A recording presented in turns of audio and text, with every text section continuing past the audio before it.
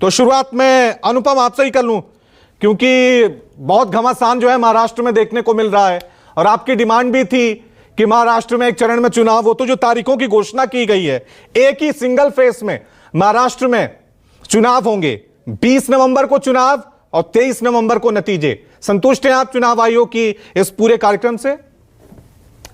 नहीं, ये अच्छी बात है कि एक चरण में चुनाव की घोषणा हुई है महाराष्ट्र के लिए, और अब जब घोषणा हो गई है तो झारखंड और महाराष्ट्र के चुनाव में हम पूरी ताकत के साथ, पूरी गंभीरता के साथ जो प्रदेश के, देश के मुद्दे हैं, जो झारखंड और महाराष्ट्र की जनता को सीधे तौर पे प्रभावित करते हैं, जिन मुद्दों पर चुनाव लड़ा जाना चाहिए, उनको लेकर लोगों के बीच जाएंगे, पूरी मजबूती से जाएंगे।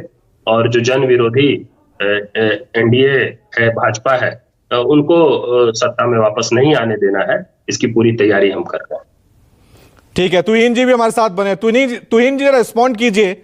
महाराष्ट्र इतना बड़ा राज्य है, सबसे बड़ा राज्य कह सकते हैं देश का, और वहां पे सिंगल फेस में, और झारखंड जहां महज 81 सीटें हैं, वहां 2 चरणों में चुनाव हो रहे हैं। कहीं ना कहीं ये थोड़ा सा कॉन्ट्राडिक्ट नहीं लग रहा? कितना बड़ा राज्य वहां सिंगल फेस में। नमस्ते। आपने अगर गौर से सुना हो चुनाव आयोग के अध्यक्ष को, तो उन्होंने बहुत स्पष्ट कहा था कि झारखंड में अन्य कंसिडरेशंस है, वहां पर नक्सल वायलेंस का एक इतिहास रहा है। महाराष्ट्र में जो एरिया से बहुत कम हो चुके हैं जिसमें कि नक्सल का प्रभाव है, लेकिन ये बिना बात किसी भी चीज पर प्रश्न करना, देखिए ये चुनाव आयोग का विशेष अधिकार है, जो उनको लगा उचित, और उसके पीछे बहुत सारे लॉजिस्टिक्स के कारण होंगे। तो मेरे ख्याल से ये प्रश्न जो है, अगर चुनाव आयोग से उसी वक्त पूछा गया होता तो ज्यादा बेहतर होता। नहीं, लेकिन तुहिन जी, बीजेपी अभी एक देश एक चुनाव की तैयारी कर रही है, तो सवाल तो यही उठ रहे हैं ना, पहले भी जब उठे थे कि महाराष्ट्र की तारीखों की घोषणा अलग से की जाएगी, हरियाणा की अलग से की जाएगी। अभी आप 2 स्टेट का सिंगल फेस में नहीं करा पाए, पूरे देश का विधानसभा और लोकसभा कैसे इकट्ठा करा पाएंगे?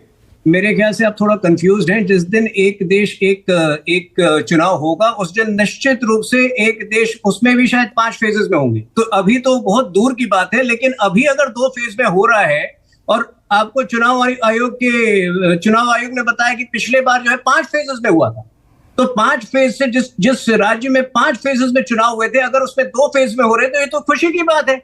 पिछले बार महाराष्ट्र में एक फेज में हुआ था, इस बार भी एक फेज में हो रहा है, तो ये तो कोई बात है ही नहीं। देखिए, विषय पर बात करते हैं। 2 राज्यों की कहानी जो है वो बड़ी विचित्र है। एक तरफ जो है झारखंड में भ्रष्टाचार की पराकाष्ठा हो चुकी है, तो महाराष्ट्र में विकास की बौछार नजर आ रही है। तो विषय ये रखते हैं, जो बाकी सवाल जो है चुनाव आयोग से पूछ सकते हैं, वो रखेंगे।